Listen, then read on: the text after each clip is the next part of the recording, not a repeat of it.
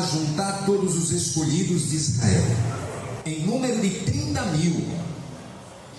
E levantou-se Davi e partiu com todo o povo que tinha consigo a Baalá de Judá, para levarem dali para cima a arca de Deus, sobre a qual se invoca o nome do Senhor dos exércitos, que se assenta entre os querubins. E puseram a arca de Deus em um carro novo, e a levaram da casa de Abinadab, que está em Geba. E Uzá e Aiô, filhos de Abinadab, guiavam o carro novo. E levando-o da casa de Abinadab, que está em Geba, com a arca de Deus, Aiô ia adiante da arca. E Davi e toda a casa de Israel alegravam-se perante o Senhor, com toda sorte de instrumentos, de madeira, de vaia, com harpa, e com saltérios, e com tamborins, e com pandeiros, e com símbolos. E chegando a eira em Nacon, estendeu Uzá a mão à arca de Deus, e segurou-a, porque os bois a deixavam pender. Então a ira do Senhor se acendeu contra Uzá, e Deus o feriu ali, por esta imprudência, e morreu ali junto à arca de Deus. Davi se contristou porque o Senhor abrira ruptura em Uzá, e chamou aquele lugar Perez Uzá, até ao dia de hoje. E temeu Davi ao Senhor naquele dia, e disse: como virá a minha arca do Senhor? E então quis Davi retirar para si a arca do Senhor para a cidade de Davi, mas Davi a fez levar à casa de Obed-edom, o geteu. E ficou a arca do Senhor em casa de Obed-edom, o geteu, 3 meses. E abençoou o Senhor a Obed-edom e a toda a sua casa. Então avisaram a Davi, dizendo: abençoou o Senhor a casa de Obed-edom e tudo quanto tem, por amor à arca de Deus. Foi, pois, Davi e trouxe a arca de Deus para cima da casa de Obed-edom, a cidade de Davi, com uma alegria. Amém? Glórias ao nome do Senhor. Esse texto é um texto que vai se correlacionar a outros textos anteriores,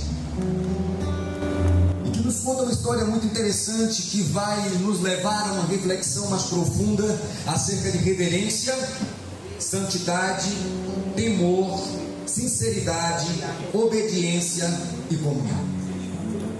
Todo esse conjunto, todo este processo, ele se faz necessário na nossa vida. E vocês vão perceber no decorrer deste texto as reflexões que nós faremos acerca deste contexto, aonde eles vão poder nos levar, aonde a nossa própria reflexão em relevância à palavra de Deus nos fará crescer espiritualmente, te fará sair daqui com uma outra percepção de santidade, de obediência, de temor, de sinceridade, de comunhão. Para vivermos diante do Senhor, será necessário sim que nós tenhamos essas coisas. O que talvez muitos ainda não se atenham é que, embora vivamos um tempo chamado contemporâneo, todos nós somos contemporâneos do que a palavra se mostra como hoje. Mas a palavra de ontem também é o mesmo Deus de ontem, é o mesmo Deus de hoje, conforme Hebreus 13:8. Ele não muda. O nosso Deus, ele é imutável, e as suas cobranças em relação à santidade não mudam. E nós temos batido aqui nessa chave: sem santidade ninguém verá a Deus. Ô palavrinha, ô palavrinha, santidade. Para obter isso em nossa vida vai requerer mudanças. Para ter isso em nossa vida vai requerer transformação. Vai requerer renúncia. Porque se não houver renúncia do velho, não há como o novo se estabelecer. Eu tenho mostrado para a igreja, é como um copo que está cheio de água. Não tem como você encher se ele já está cheio. Você precisa esvaziá-lo, para então repor novamente uma nova água. para dentro deste conteúdo, deste copo. Mas agora nós vamos perceber que o que se relata nesse texto e o contexto nos traz é a história da Arca do Senhor. Como todos conhecem, a Arca da Aliança. Vamos lá relembrar nossa escola bíblica? O que é a Arca da Aliança? O que é a Arca do Senhor? Quem lembra? É a presença de Deus. A Arca da Aliança, ela representa a própria presença de Deus. Aleluia. Até quem olhasse, irmãos, ninguém podia pegar a Arca do Senhor, tocar na Arca do Senhor, a não ser aqueles que estavam autorizados para isso. Você vai encontrar em Êxodo, você vai encontrar em Josué, vou mostrar para vocês depois, que existia uma forma correta de se conduzir a arca. Durante muito tempo Deus operara no meio do seu povo de formas tremendas. Mas há muito que o povo relaxou, o povo começou a viver em desobediência, e parece que a Arca do Senhor não passava apenas de um objeto que arrumava ou que permanecia em um lugar. Perdeu-se o temor, perdeu-se a santidade, perdeu-se o cuidado, perdeu-se o amor. Em um certo momento Israel sai para a guerra contra os filisteus e perde. 3 ou 4 mil deles perecem neste embate, morrem. Então eles começam a se questionar: por que nós perdemos a guerra? Por que nós, neste combate, pereceu muitos dos nossos? Então eles chegam à conclusão que é porque a Arca do Senhor não estava presente na batalha. Não estava presente. Mas aí os filhos de Eli são convocados a pegar a arca e levar até a área de combate, a área da guerra. Quando esta Arca da Aliança entra dentro do arraial dos exércitos de Israel, mas há uma euforia tão grande, tão tremenda, que a palavra vai dizer que estremecia o lugar pela quantidade de guerreiros do exército de Israel que se encontrava naquele lugar. O lugar se estremeceu, de tal forma foi o barulho, a alegria, a euforia, que o exército inimigo tremeu na base. Já perdemos, nós não podemos sair, porque olha, a Arca do Senhor chegou no arraial dos israelitas. A Arca do Senhor adentrou o arraial. Eles tinham agora a guerra como certa, como vencida, porque agora Deus estava no meio deles. Aí eles saem para a guerra. Saindo para a guerra, no primeiro combate perderam 3 ou 4 mil. Neste segundo combate, com a arca presente, pereceram cerca de 30 mil.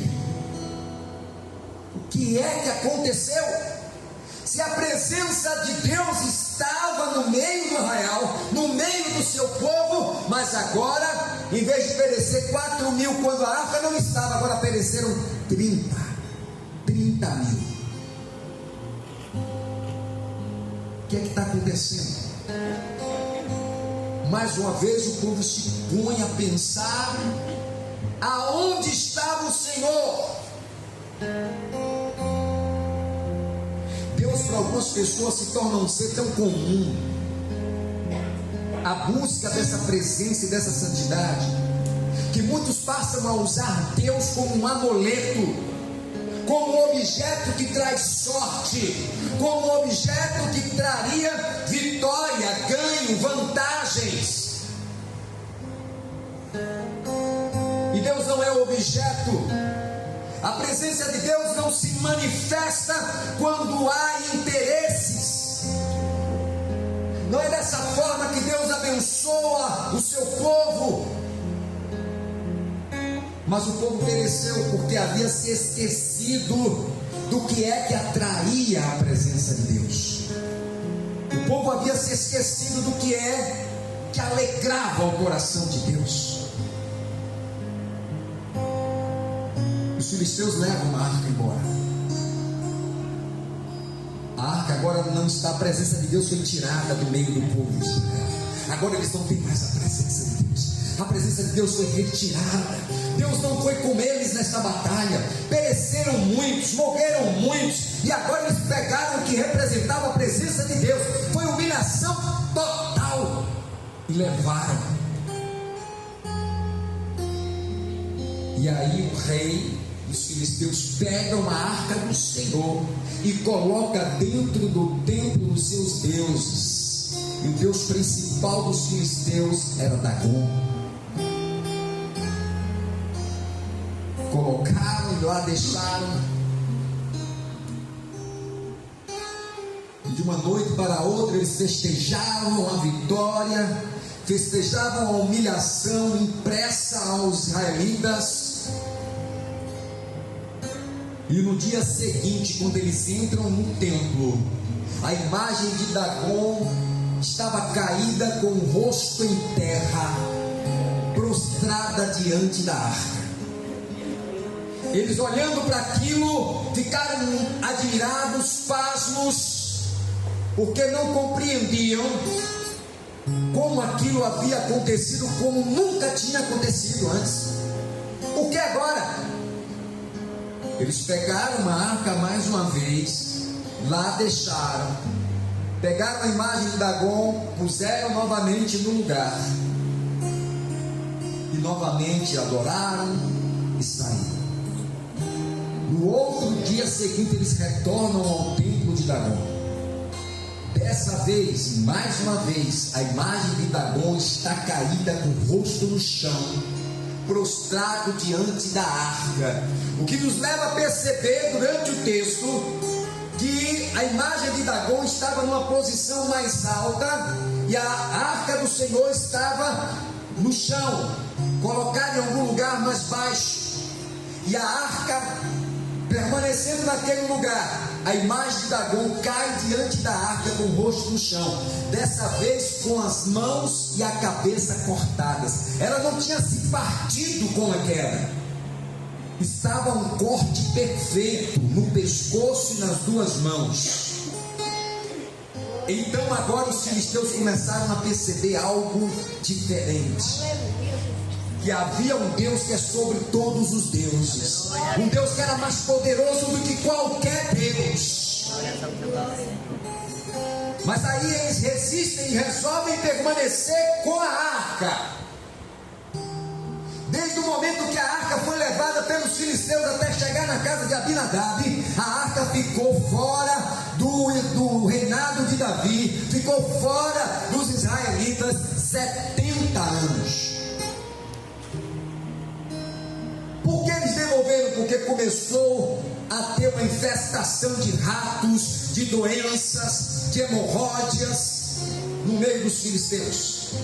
Então eles perceberam que tudo aquilo estava vindo para eles como uma peste, como uma praga, e estava derrotando, estava exterminando, acabando com a nação. Aí eles transferiam para outro reino, aí acontecia a mesma coisa, até que ninguém queria mais, porque todos eles estavam sendo derrotados, porque estavam retendo a arca. Retendo a arca. Então eles pegam, mandam fazer umas hemorróidas, umas feridas de ouro, e começam a oferecer a Deus, e mandam dentro de uma carroça, e começam a levar de volta. E aí eles encontram a casa de Abinadab. E entendam que quando eles largam a arca do Senhor na casa de Abinadab, que é um judeu, que é um levita, que é um da linhagem sacerdotal, a arca permanece lá durante 20 anos. Quanto tempo? 20 anos. E a arca permanecera na casa de Abinadab exatamente como permaneceu lá. Não houve diferença, não houve a maldição. Mas então Davi resolve transportar a arca da casa de Abinadab para Jerusalém. É hora da arca retornar para o povo. Ali Davi já estava arquitetando, já estava em seu coração o desejo de construir um templo para o Senhor, onde a arca podia ficar no local provisório, não apenas numa tenda. E quando eles começam a fazer esse transporte, eles colocam num carro, uma carroça nova, puxada por animais. Mas aí a palavra vai dizer que Aiô e Uzá, dois irmãos, filhos de Abinadab, vão conduzindo este carro novo com uma arca em cima. Aiô vai à frente conduzindo os animais, mas Uzá vai do lado da carroça. Mas em dado momento a carroça tomba quando o animal puxa e ela vai virar.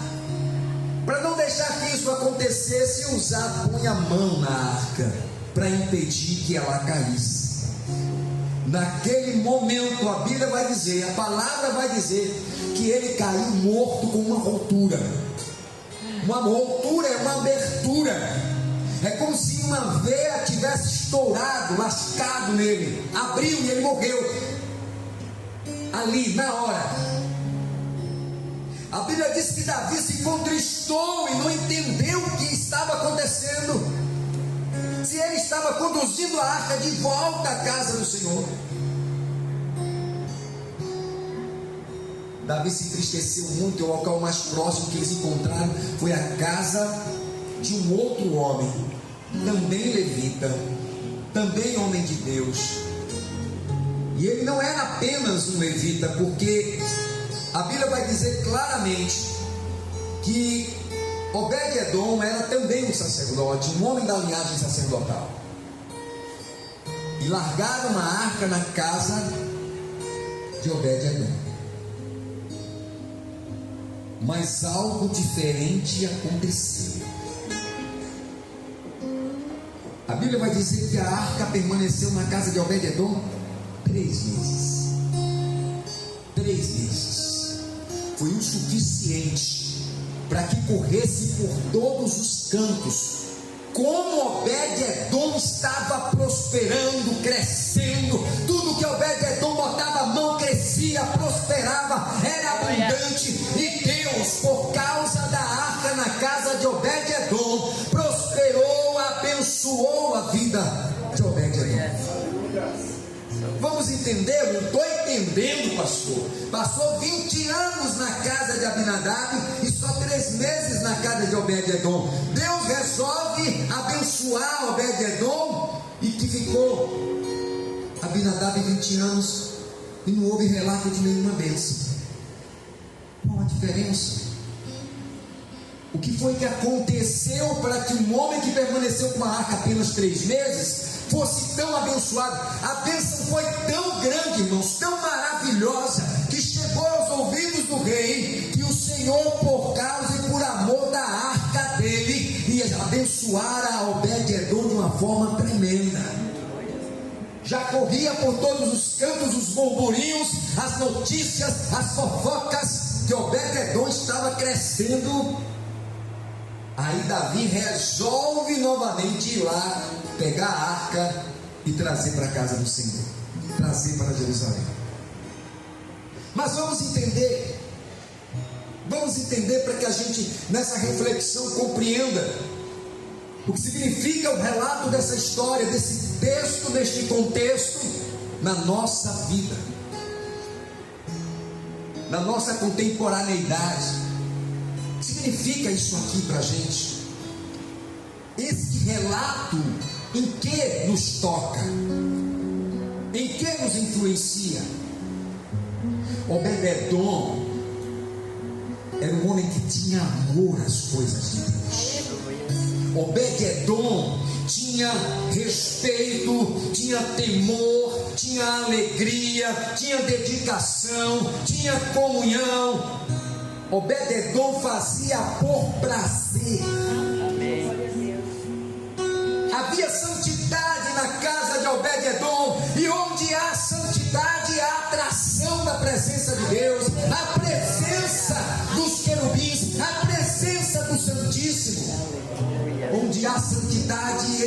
faz presente. Não é um espaço lindo, ornamentado, glorioso, feito por mãos de homens. Não é esse tipo de ambiente que atrai o Senhor.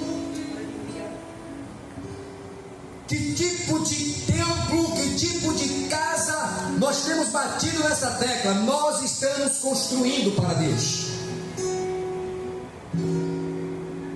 A arca era o lugar onde habitava a presença de Deus. Mas as pessoas parecem não dar valor. Tem uma história, não sei se os irmãos conhecem, de um pastor novo que foi à casa de um irmão. Foi lá participar de um café, de uma janta, comeu, bebeu, e aí pediu a Bíblia da família para ler um texto e se despedir da família. E aí quando ele faz isso, ele se despede, vai embora, e a família fica lá desarrumando a mesa, lavando, começou a lavar os talheres, lavar as coisas e tal. E de repente a família dá conta de que faltou uma colher.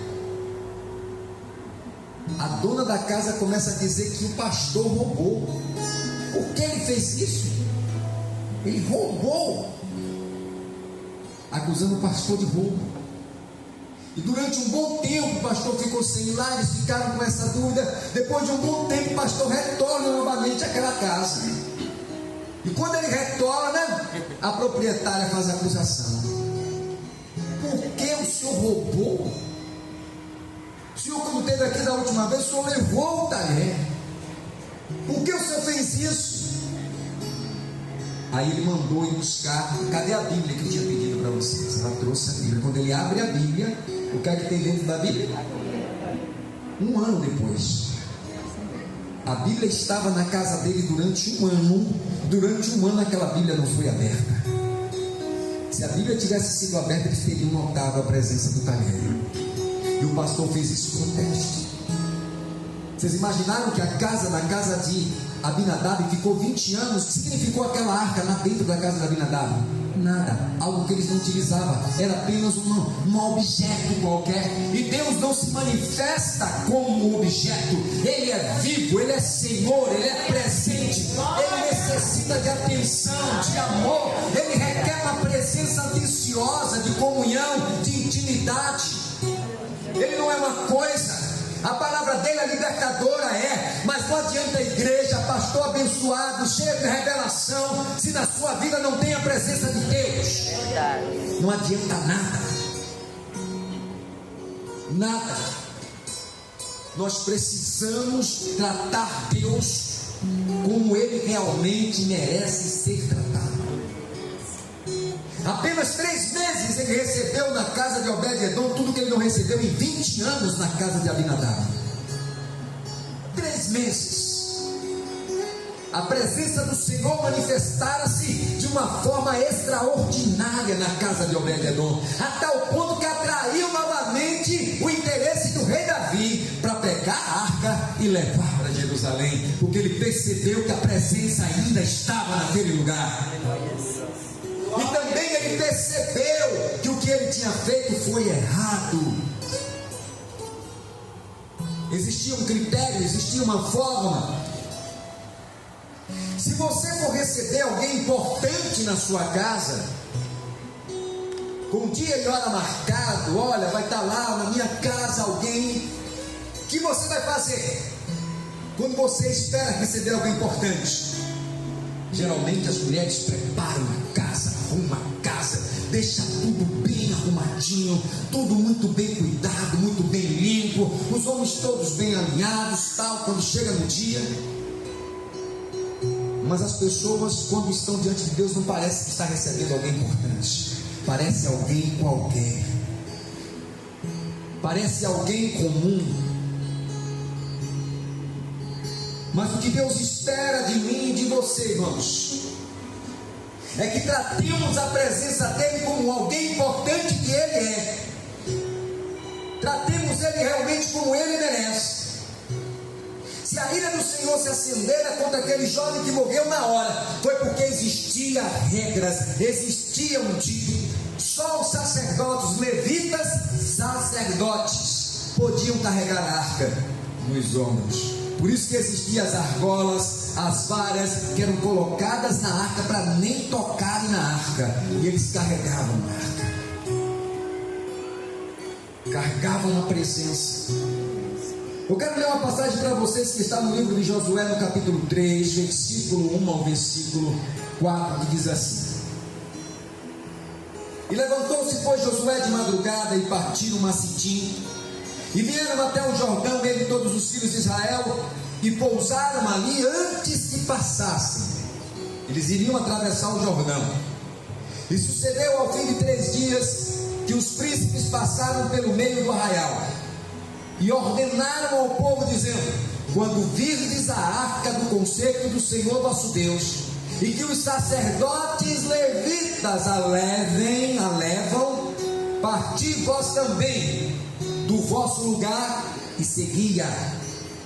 Haja contudo distância entre vós e ela, como da medida de 2.000 côvados, de 900 a 1.000 metros, 1 quilômetro. E não vos chegueis a ela, para que sabais que o caminho pelo qual haveis de ir, porquanto este caminho nunca passaste antes. E disse Josué também ao povo: santificai-vos, porque amanhã fará o Senhor maravilha no meio de vós. Quando é que as maravilhas de Deus se manifestam em nossa vida? Quando buscamos do Senhor santificação. Parece, quando nós falamos de santificação, parece um bicho de 7 cabeças. E que santificação é essa, pastor? É quando você diz não ao mundo, digo sim para Jesus. Eu digo não para o pecado. Eu escolhi ficar com Jesus. Eu escolhi ler a palavra. Eu escolhi orar. Eu escolhi a intimidade com Ele. Eu escolhi hoje estar com Ele, me alegrando com Ele, conversando com Ele. Quando você ama alguém, você tem prazer de estar com esse alguém. Você tem prazer de ouvir essa pessoa, de compartilhar, porque parece que vocês estão desfrutando de uma mesma linha de pensamentos, de uma identificação que bate tão bem, que você diz: poxa, como é gostoso, eu gosto de estar com essa pessoa. Que bom. Mas se alguém é chato, você fica logo doido que ela vai embora para se livrar dessa conversa chata. Olha, só Deus para tolerar a gente, viu? Porque tem gente que é chata. E Deus tolera tanta gente. E a gente acha que Deus tem que tolerar tudo.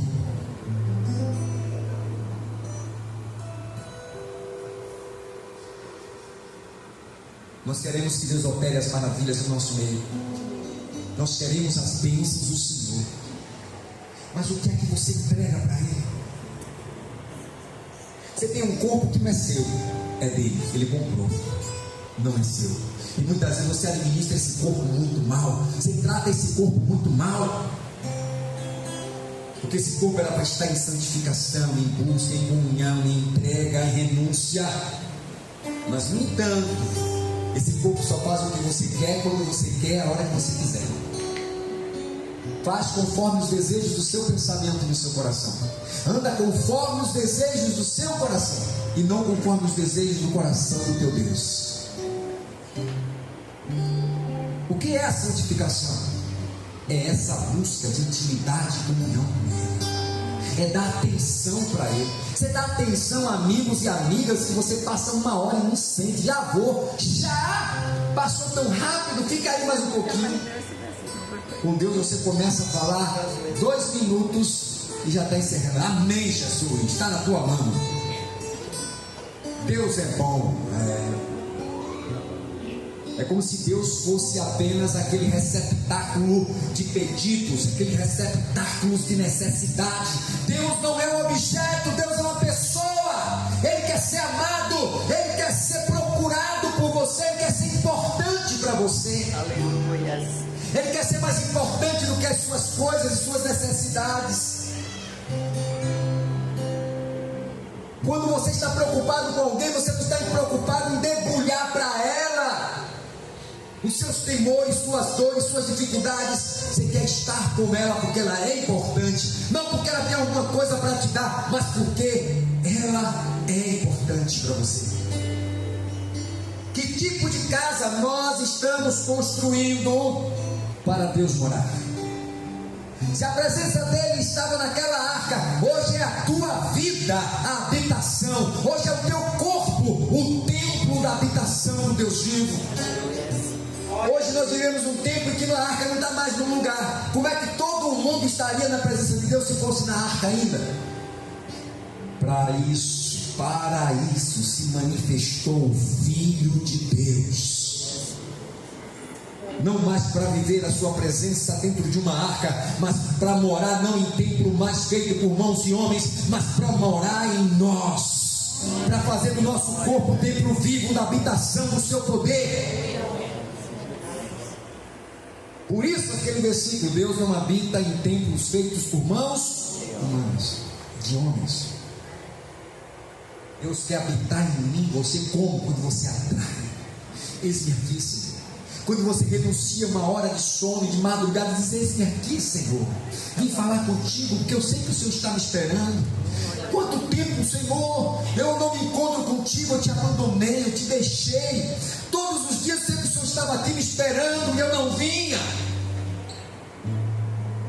Uma hora só, você gasta 8, 12 horas de trabalho, com uma carteira assinada, e quando sai para o descanso, já tem um desejo pessoal para colocar como prioridade. Deus não é a sua prioridade. Deus é o segundo, terceiro, quarto plano na tua vida. Mas nos momentos de dificuldade Ele é lembrado, porque Ele é um objeto, Ele é um amuleto, Ele traz sorte, Ele supre suas necessidades. Ele é o que para você? Ele não é um objeto. Ele é alguém que sente necessidade de ser amado, de ser adorado, de ser reconhecido como o Senhor que ofereceu a sua própria vida por você, como um Senhor que se entregou a si mesmo por mim e por você, levando sobre si naquela cruz do Calvário as minhas e as suas dores, não levando em conta quem é você, se você o receberia, se você não receberia, porque Ele veio para todos, independente da condição social, independente da cor. Ele não faz acepção, porque o amor dele é incondicional. Porque Deus é imutável, Ele não muda. Por que Obed-Edom foi tão abençoado? Porque ele amava estar na presença de Deus, ele amava fazer as coisas de Deus, cuidar da arca, receber a presença. Naquela casa tinha adoração, naquela casa tinha louvor, naquela casa tinha temor, naquela casa tinha alegria. Mas na casa de Abinadab foi 20 anos, Deus não viu nada disso. Deus não encontrou respeito, mas permaneceu a arca lá como um objeto. Não a casa de Obed-Edom, a casa de Obed-Edom não. Ele estava honrado com a presença do Deus vivo na sua casa. Como é que você se sente se Ele está dentro de você? Como você está tratando Deus, irmãos? Qual é a casa que você está oferecendo para Deus? Qual é a casa que você está oferecendo para Jesus? É uma casa de Abinadab ou uma casa de Obed-Edom? Obed-Edom só precisou de 3 meses para ver a glória de Deus se manifestar tremendamente dentro da sua casa, nos seus negócios, no meio da sua família. 3 meses, chamou a atenção de todos na região, inclusive do rei. 3 meses, ficou 20 anos na casa de Abinadab, e Davi não tinha se movido para ir buscar essa arca. 20 anos. Mas 3 meses foi suficiente para ele dizer: eu tenho que mudar, eu estou fazendo a coisa errada, eu preciso fazer a coisa certa. Aí ele começa a fazer a coisa certa. Ele chama os levitas, que vão com as argolas, colocam na arca, colocam no ombro, e aí ele extrapolou. Aí você vai ver o arrependimento, porque este homem chamado Rei Davi foi visto como homem do coração de Deus. Ele disse: rei, Senhor. Ele se revoltou porque Uzá morreu ao tocar na arca, mas ele reconheceu que a culpa não foi de Deus, foi dele, que fez tudo errado. Os sacerdotes levitas da casa do Senhor,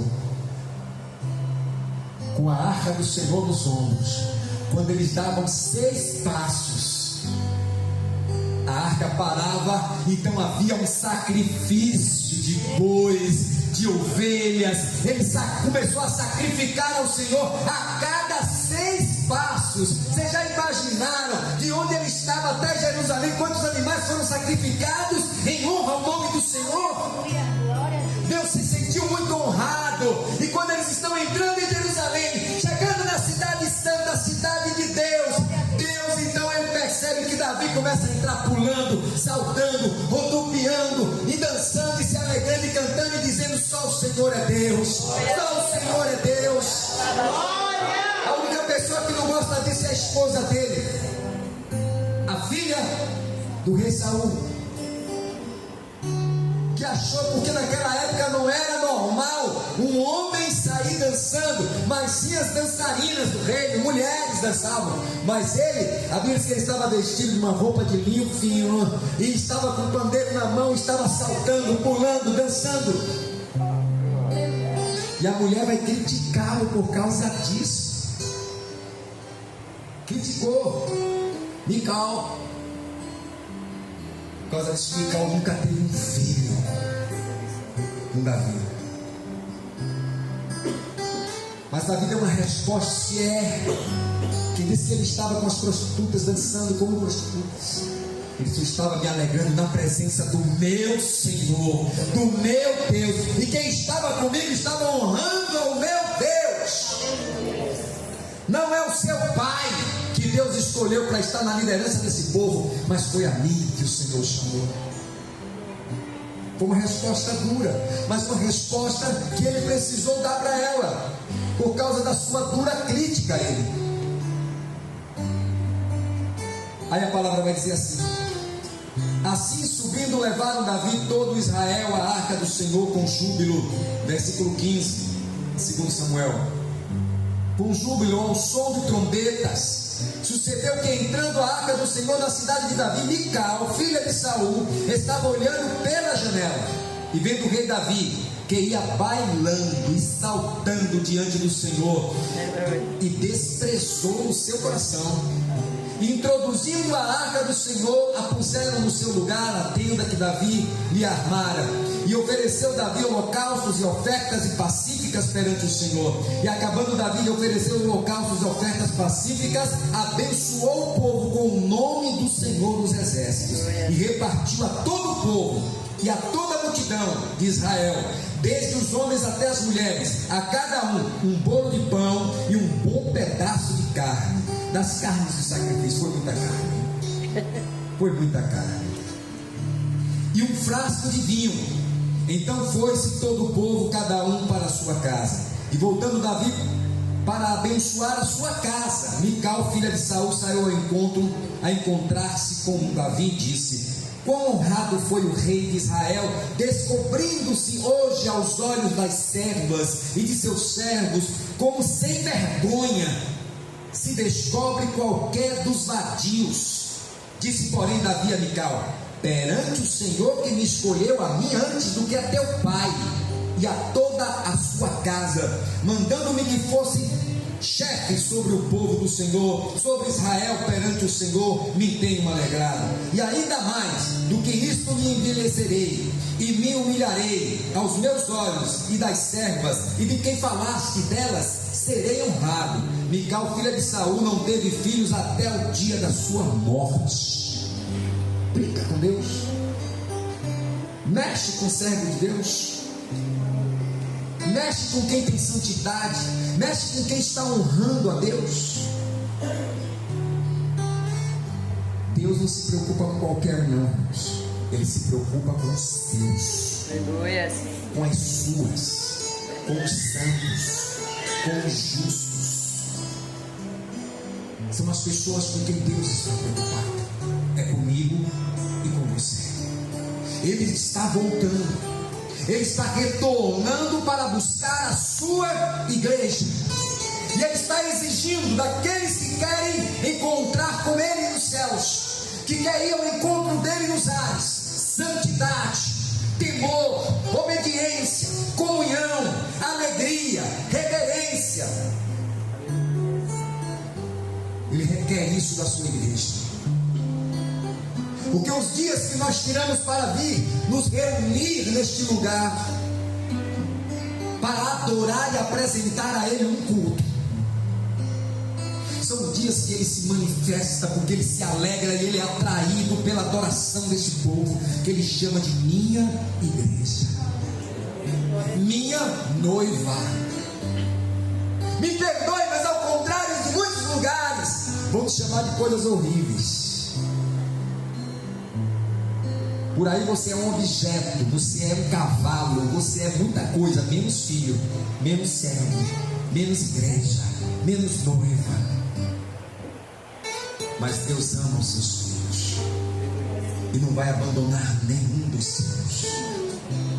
Então perceberemos mais uma vez, outra vez, a diferença entre os que servem a Deus e os que não servem. O Senhor veio sim para todos. Todos. Muitos são chamados, mas poucos são escolhidos. Esse é o nosso caminho. E Deus tem chamado esta igreja, tem atraído esta igreja para uma palavra que tem trazido transformação. Essa igreja não é a mesma que começou a caminhada 4 anos atrás. Essa igreja não é a mesma. Quem tem caminhado conosco tem percebido a evolução, o crescimento, o tamanho do alicerce que tem sido construído.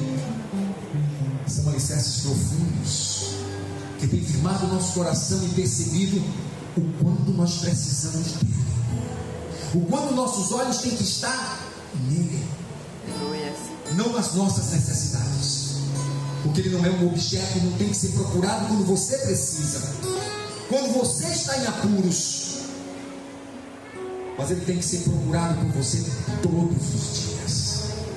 Todos os dias ele está nos esperando ouvir a sua voz e assim: Senhor, eis-me aqui.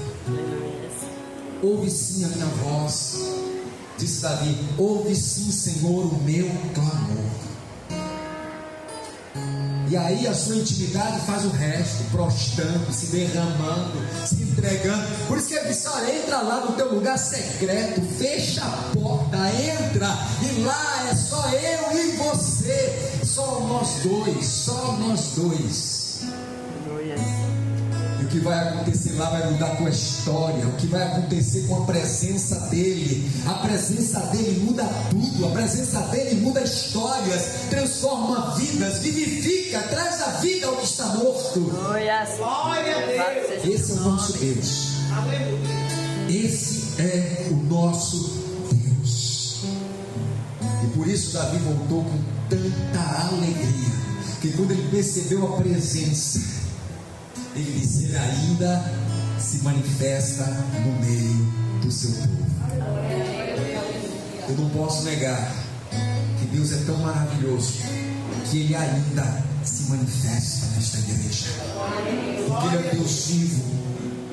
E eu digo a você que o que faz uma igreja crescer, o que torna uma igreja grande, o que faz uma igreja se multiplicar, não é o que ela pode oferecer de bonito, mas é o que o dono da igreja faz. E quando você que vem honrá-lo em todos os cultos, vem ao encontro dele, quando você sai daqui, você diz: ei, hoje eu encontrei um lugar onde a presença do meu Deus é viva, onde a presença dele se manifesta, aonde a glória dele é abundante, aonde o Espírito dele fala. Quando você encontra isso, você diz: eu encontrei Deus. eu tive um encontro com Ele. A igreja estava cheia de pessoas, mas eu encontrei Ele e aquele momento foi só meu e dele. Porque este encontro acontece aqui e aqui. E como eu já ensinei para os irmãos, o centro das suas emoções não é coração, é alma. A nossa alma é o portal, é a fonte de todas as nossas emoções. É onde Deus atua, é onde Ele age, é onde Ele transforma, é onde Ele muda a nossa vida, arrancando toda a bagagem velha e nos dando vestes novas. Que o Senhor te abençoe nessa noite. Que você possa sair daqui como Davi, transbordado, bailando, dançando, glorificando, se alegrando. Porque quando você chegar em qualquer lugar que te encontrar amanhã, você viu um passarinho verde, foi mais do que verde, meu irmão. Brilhava que eu não conseguia ver o rosto. Eu vi a presença de Deus. A nossa sensibilidade tem que ser tão aguçada que é preciso perceber não apenas um púlpito, não apenas quem está por trás dele, mas quem está por trás do púlpito desse alguém, Ele. Essa tem que ser a nossa percepção. E quando o diabo entrou na presença de Deus, ele disse que ele entrou no meio dos santos. Mas ninguém viu quando o diabo entrou, mas Deus viu que ele estava lá recebendo os santos. Se revista do que é santo. Se revista da presença dele. Não se preocupe com milagre, com bênção, com revelação. Nada disso muda a história de ninguém. Se preocupe em possuir a presença do Deus vivo. Porque se você tiver a presença dele, você tem tudo. Se você tiver a presença dele, você tem vitória, você tem prosperidade, você tem bênção, você tem paz, você tem saúde, você tem milagres e revelações da parte do Senhor. E isso só a intimidade pode trazer. Só a comunhão, só a alegria, o amor. Manifeste isso de forma verdadeira, sempre reconhecendo os seus erros. Pai, errei, o erro foi meu, eu pequei. A Bíblia diz que quando nós confessamos e deixamos, alcançamos no Senhor misericórdia. Que Deus é esse? Que não olha volume, tamanho, qualidade do pecado. Por quê? Porque o amor dele é tão grande que cobre essa multidão de pecados. Glória a Deus. Esse é o nosso Deus. Amém? Se coloca de pé em nome de Jesus. Tem dia que a gente pergunta assim: já está acabando o culto, mas ainda dá mais um pouquinho. É meia-noite, está acabando. Mas Deus tem a medida certa, no peso certo, no momento certo. Tudo que Deus faz é perfeito. Perfeito. Para alegrar a nossa vida e nos fazer sair da sua casa transbordando. Isso tem que ser Deus. Você tem que vir e encontrá-lo. Você tem que chegar na casa dele e dizer: eu quero te ouvir. Eu não saio daqui hoje sem te ouvir, porque eu preciso de uma resposta. Mas uma coisa é certa e eu sei: muita gente vai sair daqui com resposta. Amém, glória a Deus. Muita gente aqui veio para ouvir ele e ouviu o que eu ouvi. Amém. Se eu ouvir, eu sei que muita gente ouviu. Porque não pense que é você que está aí recebendo que tem que ouvir, quem está aqui não recebe. Porque é tanta coisa que Deus desce que a gente diz: Senhor, não é para falar isso tudo mesmo? Mas é aquilo que a gente costuma dizer. Não estava assim. O que não é confrontado não muda. Tudo que confronta transforma. Então é confrontando o nosso erro, as nossas falhas, os nossos erros, que a gente começa a entender como Davi: eu errei, agora eu preciso fazer a coisa certa. Agora ele foi escandaloso, ele foi exagerado em ser bom e perfeito, porque a cada 6 passos ele sacrificava ovelhas e bois. para honrar o nome do Senhor. Ele disse: eu fiz a coisa errada e não santifiquei o Senhor, agora eu vou triplicar, multiplicar o que o Senhor merece, porque o Senhor é digno. Aleluia. E nós que não somos dignos de coisa alguma, e ainda recebemos as misericórdias do Senhor. Eu quero orar com você, em nome de Jesus. Logo após essa oração, nós vamos orar pelos aniversariantes e vamos estar encerrando o culto. Aleluia. Feche os seus olhos. Louvado seja Deus. Aleluia. Relaxa agora, descansa no Senhor nesse momento. Esquece de quem está ao teu lado, na tua retaguarda, à tua frente. Não tenha preocupação de pessoas aqui agora. Agora é você e ele. Pai soberano, em nome de Jesus, eu desejo neste momento apresentar o teu povo, a tua igreja, os teus santos, a tua noiva. São homens e mulheres que renderam-se aos teus pés. O Senhor conhece, porque nada escapa dos teus olhos. E o Senhor conhece a necessidade de cada um. O Senhor conhece as fragilidades de cada um. O Senhor sabe exatamente como cada pessoa entrou aqui nessa noite. Pessoas que nem imaginavam vir aqui, estar aqui, ouvir o que ouviram, mas o Senhor as trouxe, o Senhor as atraiu, porque o Senhor as trouxe com propósito. Que elas possam sair daqui nesta noite não como chegaram, mas saiam transformadas, vivificadas, saiam daqui revestidas da tua presença. Que o teu poderoso nome, que é sobre todo nome, irrompa na vida de cada pessoa, em cada história, uma mudança, uma transformação, uma nova visão de vida, um novo propósito. Pai, eu te peço em nome de Jesus, que nessa noite cada pessoa venha ser alcançada por ti. Que o teu Espírito Santo nesta noite encontre oportunidade em cada coração, em cada vida, para que o Senhor, entrando nestas vidas, nestes corações, faça morada permanente. Seja este coração habitação do Deus vivo. Que nós possamos levar conosco a mesma bênção que aqui estamos recebendo. Possamos adentrar as nossas casas, os nossos lares, e também depositar em nossos lares a mesma bênção que estamos recebendo, a mesma bênção que estamos levando deste lugar, a mesma unção de graça que está sendo derramada sobre as nossas vidas, possamos também levar a outros. Nós te pedimos no nome precioso de Jesus, abençoa cada família aqui representada nesta noite, cada pessoa que está sendo apresentada nesta oração, aonde quer que ela esteja, aonde quer que ela se encontre, ela seja alcançada, tocada, abençoada, em o nome de Jesus. Em o nome de Jesus, nós invocamos o teu nome e queremos te agradecer. Em nome de Jesus. Continue com sua cabeça curvada. Há porventura em nosso meio, nesta noite, alguém que gostaria de renovar sua aliança com Cristo, alguém que gostaria de render a sua vida aos pés do Senhor e dizer: Senhor, a minha vida a partir de hoje ela é tua e de nenhum outro, Senhor. Somente o Senhor adoro, somente ao Senhor me prostro.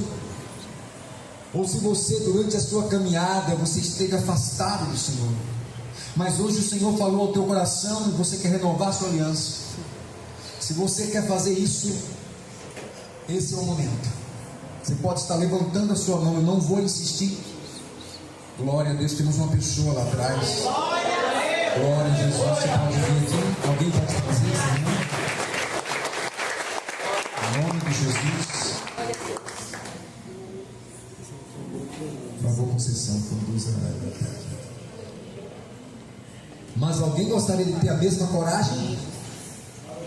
Isso é para poucos, irmãos. Alguém gostaria de ter a mesma coragem? Amém? Glória a Deus. Glória a Deus. Espírito Santo, eu te louvo. Deus está tocando ela profundamente aqui. Nessa noite a vida dela está mudando. Ela não esperava isso, não, viu? Aleluia, Jesus. O que Deus veio trazer para ela nessa noite foi diferente de tudo. Oh, aleluia, Jesus.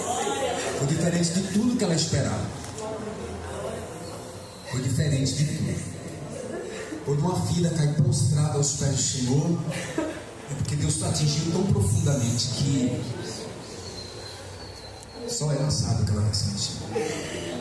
E nós vamos orar com a igreja por essa irmã. Deus vai estar renovando a vida dela, vai estar renovando a história dela. Amém, Jesus. Tem mais alguém que gostaria de renovar seus laços com Jesus? Ou entregar sua vida para Jesus? Tem mais alguém? Glória a Deus. Nós vamos orar e eu peço oração juntamente da igreja. Estenda a sua mão em nome de Jesus. Amém. Pai maravilhoso, em nome de Jesus, eu oro neste momento por tua filha. Pai, que o Senhor entre em seu coração como uma flecha profunda na sua alma. Ah, Senhor, vai discernindo pensamentos e intenções do coração agora. Vai mudando, Senhor, arrancando tudo aquilo que era velho, que durante muito tempo a distanciou da tua presença e do amor que o Senhor tem por ela. Senhor, em nome de Jesus, muda a história da tua filha. O Senhor a chamou com propósito um dia o Senhor tinha sonhos, tinha propósitos, mas Senhor, nesta noite tudo muda, tudo será diferente, mas que o teu Espírito Santo repouse, faça morada permanente em seu coração, segue ela, reescreve agora o nome dela no livro da vida. Ah, Senhor Jesus, cuide da tua filha, Senhor, alegrando o seu coração, sustentando a sua vida. Seja o Senhor lastro forte sobre os seus pés. Pai, em nome de Jesus, arranca toda barreira, quebra toda seta, todo laço, e como um pássaro ela voe, ela escape, ela voe alto para a tua presença, para nunca mais, Senhor, de lá sair. Eu te peço no nome precioso de Jesus, sara toda ferida que está em sua alma, feridas que foram abertas há muito tempo atrás. Que o Senhor derrame o bálsamo do seu Espírito para fechar estas feridas, para cicatrizar essas feridas abertas, elas sejam fechadas, e que de hoje em diante ela conheça o cuidado dos teus braços sobre a vida dela, o cuidado das tuas mãos na sua caminhada, de que nenhum só momento o Senhor se apartou dela, o Senhor não esqueceu-se dela, o Senhor não esteve longe dela. Ela pode até ter pensado, Senhor, mas aqui é a prova de que o Senhor nunca a deixou, nunca se esqueceu de quem o Senhor amou e chamou um dia para estar contigo. Eu abençoo a tua filha em nome do Pai, do Filho e do Espírito Santo.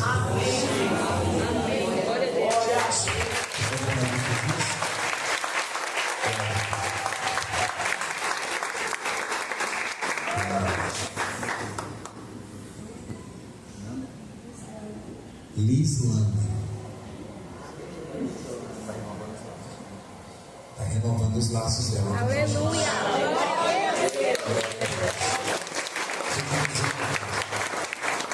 Hoje você renova os laços com Jesus. Você não faz laços com igreja, com instituição religiosa, nem com homem. Você renova os teus laços com Jesus. Firma os teus passos com o Senhor, seja na comunhão desta família ou de qualquer outro, do nome do Senhor é pregado com autoridade e poder. Reforce a tua fé, que o Senhor renove a tua esperança e firme-se nele a cada dia. O Senhor nunca abandonará você. Seja bem-vindo em nome de Jesus. Glória a Deus. Amém.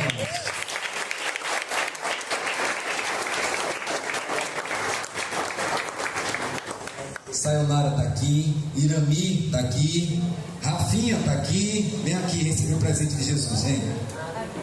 Bora. Cadê? Sayonara, já estou vendo, Rafinha, estou vendo. Cadê a irmã Irami? Glória a Jesus. Vem para cá, gente. Está se escondendo, né? Irmã Irami está aí não? Pronto. Vamos orar, irmãos? Pronto, olha aqui. Aleluia. Você pode estender a mão? Essas pessoas estão aniversariando. Tem algum aniversariante aqui dessa semana? Ou que aniversariou esse mês? Tem mais alguém? Tem ou não? Bom, vamos abençoar. Pai querido, em nome de Jesus, nós abençoamos as tuas filhas, a irmã Rafa, Senhor, a irmã Irami, Sayonara, Senhor, que as mais ricas bênçãos do céu desça sobre a vida das tuas filhas, Pai. Que o Senhor abençoe cada uma delas com toda sorte de bênção. Que o Senhor, meu Pai, as guarde, as proteja. Que o Senhor traga na vida delas sabedoria, longevidade, saúde, paz, restauração. Que o Senhor a cubra, Senhor, cada uma delas. Cobre com o teu manto sagrado. Cobre elas com teu sangue precioso, sustentando, guiando-as em todos os seus caminhos e fazendo-as cada dia, Senhor, caminharem firmes a passos largos e fortes por veredas direitas da tua justiça. Sustenta e abençoa elas no nome precioso de Jesus. Amém. Feliz aniversário. Aleluia. Leve-os em paz para os seus lares, para as suas casas. Que o Senhor te abençoe e te guarde. Amém. Que o Senhor faça resplandecer o seu rosto sobre ti e tenha misericórdia de ti. Que o Senhor sobre ti levante o seu rosto e te dê a paz. Deus abençoe. Que a paz seja convosco.